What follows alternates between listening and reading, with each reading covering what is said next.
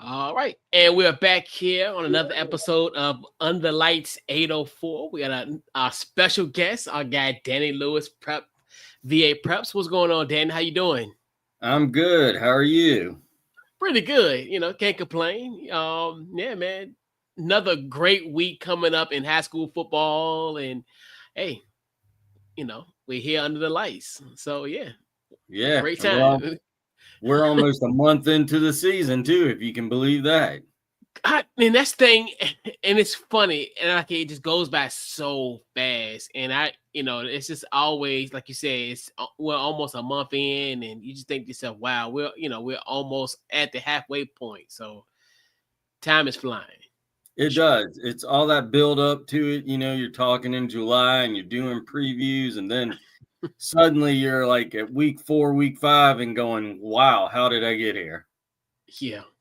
And yeah, we definitely gonna talk about a few teams that how did they get here. We'll definitely talk about that too. And man, I don't know, Dan. You've had a great luck this season of going to these not catastrophic, but more so of these statement making games. And Friday, you were in attendance for the Highland Springs Dinwiddie game where Dinwiddie pulled off the 28-21 victory in overtime. Man, what was your thoughts on that instant classic on Friday night? Oh man. So, the fun thing about going to a game, any game, and especially this particular matchup, but as a reporter, you're there to do a job, but you can't help but get caught up in the swings of momentum. I mean, from the very jump, Dinwiddie fumbles, Highland Springs has the ball. I mean, we haven't even had 30 seconds roll off the clock yet, and Highland Springs is in the end zone. So you're going, oh boy, this could be a long night for Dinwiddie. Well, by night's end, you're going, what happened to Highland Springs?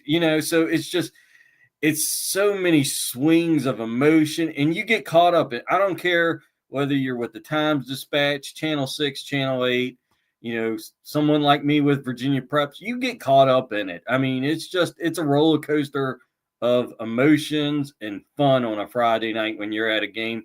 And this one certainly lived up to it. There was a lot of momentum shifts. Turnovers played a role. Defense certainly played a role. It was just it was an amazing game. It was the best game. I told somebody that night it was the best game I'd seen so far this season. Yeah, absolutely. And we had talked about as far as now Dinwiddie now advancing to 3-0 in the season.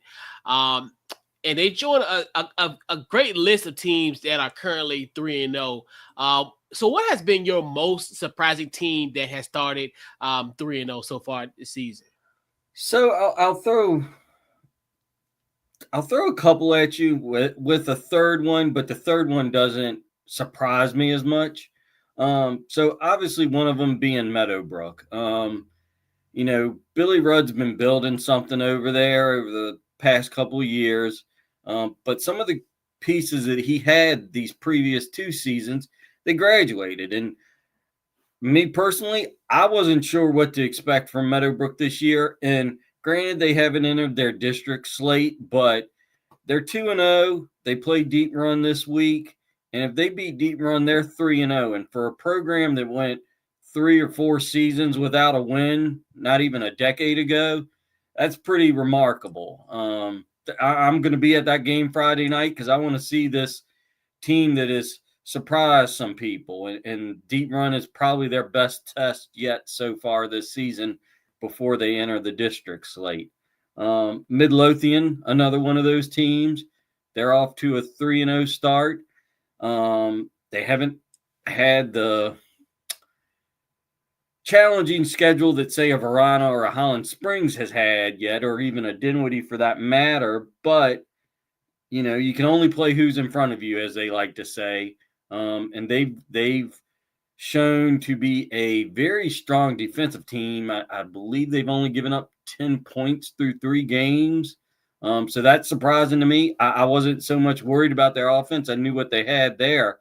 But to be limiting opponents to an average of 3 points a game is pretty impressive. But in both cases, Meadowbrook and Midlothian, they're about to enter district schedule after this week, and things will get a little bit more challenging. Midlothian's got Huguenot and Manchester coming up in the next few weeks. We're going to find out just how good Midlothian is. We're going to find out how good Meadowbrook is when they have to play Hopewell and Thomas Dale in the next few weeks. And then the other one I'll throw out there, but again, it's not a big surprise. Talking to Coach Pruitt at Armstrong this offseason, I kind of had an idea of what he had coming in this year, but they are playing some excellent football. And my previews that I'm currently working on, I compare this Armstrong team to TJ of last year. They're strong offensively. They're strong defensively. They got a special teams game to them that they've been missing the previous seasons. And they have that feel of a team that might be making some noise come November. Yeah. And on the other end of the spectrum, what has been somewhat your disappointing teams thus far in the season? So, there's a few. Freeman's a little bit of I hate to label any team a disappointment because it's still so early, but Freeman, when you think Freeman football over the past few seasons, they've always had a strong run game. They've got a couple of guys over there that can carry the load, but their offense has struggled the past 2 weeks. I think they've had 3 points scored in 2 games, and that's just not like Freeman. So that's caught my eye a little bit. They're 1-2. I mean, there's still time to right the ship, but they got Prince George this week. I mean, if they lose to Prince George, they're 1-3, and that is nowhere you want to be in the 5C playoff picture. Bird is a disappointment, but it isn't unexpected given all that they lost to graduation. So a little surprised, not that they started 0-2, but to the level of which they started 0-2 without, scoring any points in 2 games. They were shut out for the first time ever, back-to-back, in the history of their program. So that has been somewhat interesting story to follow. Matoaka's kind of the same boat as Bird, lost a lot of talent. They're 0-2. They haven't scored a point yet this season, and now they got to play Louisa. So it's not getting any better for the Warriors. And, I'll probably catch some flack for this, and it's okay. Coach Lauren Johnson has called me out before, and it's all love and respect. But, I am a little surprised of Highland Springs being 1-2, but it's because of the level of talent they're playing. They played a nationally ranked team. They played Dinwiddie. The only reason I say disappointment is I look at that Dinwiddie game they just played. They had a touchdown lead. I just felt like, and I'm sure Coach Johnson and his staff would agree, they left some points on the board that they got some things to clean up. And I know they will. I talked to Coach Mayo before the game, and, it's the same old. This is kind of preseason for a lot of teams. The real season starts come November. So Highland Springs has time to right the ship, but, you're 1-2, and you still got Phoebus to play. You've got Verona to play. So, just like last year when they were 9-4 and people are like, "Oh, Highland Springs is down." They're not really down. They're just playing top level talent. But the way that game unfolded in the second half with Dinwiddie surprised me. So I'm interested to see how the season continues to develop for the Springers. Yeah, absolutely. Like you said, yeah, you still got two tough opponents coming up, and yeah, so yeah, most definitely. So we got to go into your top 10 list. Who are your top 10 teams going into week 4? So let me preface first by saying there is a method to my madness when it comes to my top 10. I look at several factors. I'm looking at record, I'm looking at defense, offense, I'm looking at strength of schedule, who you've lost to, who you've won against, those. And I combine all those. And if I were fixing dinner, I'm combining it all in a pot and I'm seeing what I'm making. So this week's top 10 for me, we'll go 10 to 1. 10, I got a tie between Glen Allen and Midlothian. I don't usually like ties, but both teams are worthy of being ranked in the top 10. I got Meadowbrook popping in at number 9 for the first time this year, and for the first time in a long time for me. So that says something right there. Number 8, we got TJ. Number 7, I got Highland Springs. They did fall a little bit after falling to 1 and 2. Armstrong creeping up to 6. Thomas Dale up to 4. Hermitage 3. And I might have lost my count somewhere. I got one too many teams here. Then it's Dinwiddie, Manchester, and Varana's number 1 still. So still a lot to shake out. Varana playing Hermitage this week.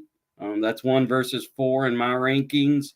So that's going to shake up the top 10. We'll see how it shakes out. It changes from week to week. So you know how it goes. Absolutely. And I think that's, like you said, that's good, because what that does, that set the standard for next week. So, hey, when you look at, it's a good barometer would say, hey, I had Hermitage slided here, and have around it here. So say for instance, whatever happens, it's going to balance it out. So that's Yeah. the thing where, yeah, that's what I love about power rankings. Even though people hate it, but that's the beauty of it for sure. Well, yeah, and just like with my method to my madness with the top 10, Hermitage could lose to Varana and still be in the top 10, probably only slip Yeah. maybe a spot or two because they just played the top team in the region. Right.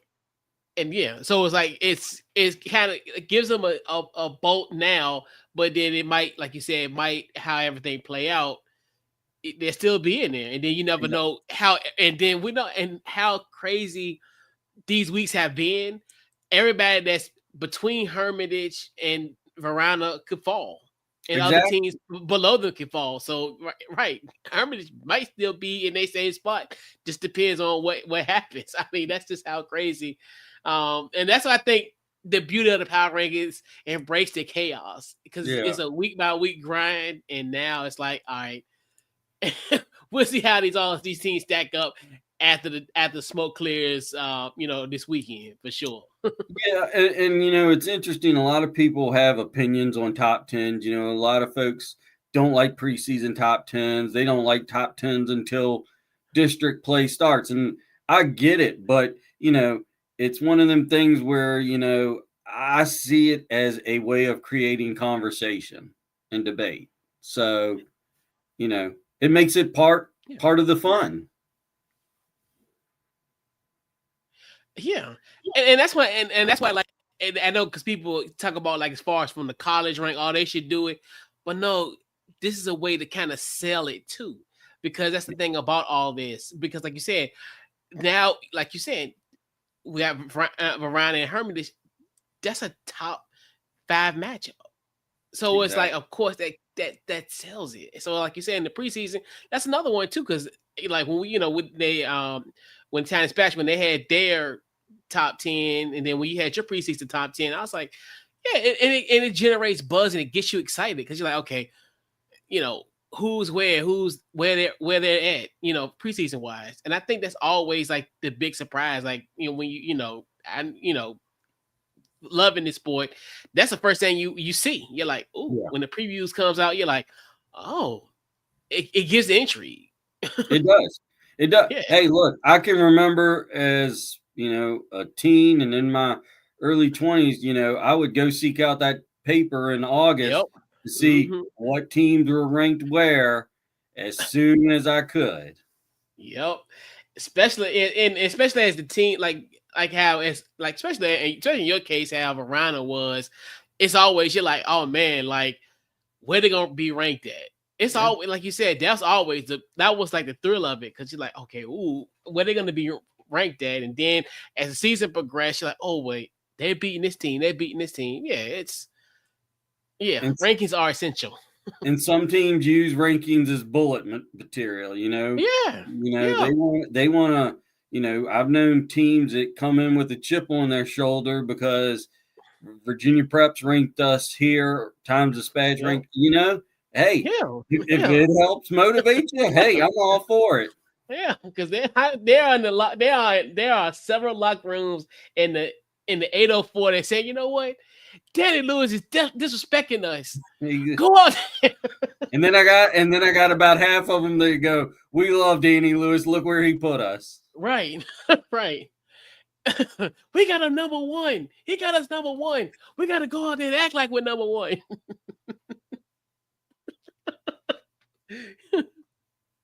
But yeah, so then who is your top performers and the weekend that was in week 3? So for anybody that does check out my players of the week, I call it Richmond Gamers. I just wanted to have something original when I came up with this idea years ago. Um, I do it one of two. I do it one way, and this goes back to my partner in crime when he was with me at Virginia Preps, Byron Jones. We split up the coverage. He covered the south side. I covered the north side, and we would just select players from each side of the river at different positions, and those were our players of the week. So, this week, I looked at a few guys, and with such a big performance and statement made, obviously there were a few guys from Dinwiddie that made the list. We got Zion Bassah from Dinwiddie, quarterback. Caleb Weish from Verona made the list this week. We had let me see here. Tyrell Allen from LC Bird. Surprised people. Bird might showed us a little something on offense this past week. Shadarius Pickett at Armstrong. I saw him play TJ a few weeks ago. He's an up and coming young man in the region. Najarn Bostic at Huguenot in the receiving game. Isaiah Harris in the receiving game for TJ. Charles Scott Jr. set a school record at Huguenot for passing yards, so you can't miss on that. And TJ's quarterback had a heck of a game this week after I'd say uninspiring, if you would, performance against Armstrong. He really bounced back against their opponent this week. I can't remember who they played, but he had a heck of a game. I think he completed every pass attempt. So that was a nice bounce back. Jordan Williams, Dinwiddie defense, had a nice game. Patrick Liptrap at Hanover, 9.5 tackles, forced a fumble on the goal line. And then I gave some special teams love to Grant Horvath at Cosby and Mac Nolan at Armstrong. Nice. Which, Nice. again, Armstrong is not known for their special teams, but Pruitt's got him a guy over there this year. Yeah. Hey, we give credit when credit is due, for sure. Absolutely. Yeah. So I know we had talked about obviously the game that you're covering this week will be Deep Run at Meadowbrook. And we also talked about Verona and Hermitage this on Friday. What are some other games to watch this weekend? Man, how much time do you have? Because there's some good ones this week. We got we got time today. Outside of those two, Glen Allen Thomas Dale is a game that is right up there with Hermitage and Verona. As far as intrigue goes, Glen Allen beat Dale last year in an emphatic fashion. Glen Allen is a team that has a bit of that chip on their shoulder because those like myself, we weren't sure what we were going to see from Glen Allen this year, again, because of such a loss. And Glen Allen is not one of them teams that we associate with like a Verona or a Highland Springs that doesn't rebuild, they reload. But maybe Glen Allen is starting to build something there that they won't rebuild, they'll just reload. So, and for Dale, I mean, this is one of those statement games. If you can beat a very good Glen Allen team, you're 3-0 and you're looking good going into the district slate. Douglas Freeman, Prince George, I touched on that with Freeman. It's kind of getting to be that point where you're 1-2. You fought a 1-3, you're in trouble for the playoffs. You might sneak in if you can get some wins, but going into the district slate, you're going to have to start picking up the pace. And for Prince George, same thing. Prince George is 1-1. They got a little bit more room for error, but they're both in the Region 5C, so this will have implications down the road. Highland Springs versus South County. I mean, I can't tell you. I looked it up. I think it was Coach Johnson's first or second season at Highland Springs. That was the last time they lost 3 games in a row. So, you don't want to fall to 1-3 and still have Phoebus and Verona hanging in the wings like we talked about earlier. So that's an intriguing matchup. South County isn't what they used to be, but they're still a good program up there in Northern Virginia. Bird Palatin's interesting. Again, 2 teams, different records. Birds 1-2, Palatin's 2-1. But we'll find out a little bit more about each team. Is Bird starting to kind of climb out of that 0-2 hole they found themselves in, or is Palatin better than what we think they are? Godwin Hanover, 2 years ago, I was at that game. Hanover had a nice lead going into the half, and Godwin just chipped away in the second half. It was a great game. 3 of their meetings have been decided by a touchdown or less, so this is another intriguing matchup. Salem Dinwiddie, these two met. I think it was 2016, 2017 in the state championship. Salem just did beat them, but every meeting they have had, I think it's 3 meetings now, everyone has been decided by a touchdown or less. And I look at this game and I think, is this a trap game for Dinwiddie coming off of an emotional high of beating Highland Springs, and Salem's 0-3 and chomping at the bit to beat somebody? I don't think it's going to happen, but you never know. That's the amazing thing about Friday nights. TJ Hopewell, an intriguing matchup. They haven't met in 38 years. And both teams are expected to do quite a bit come playoff time in their regions and classes.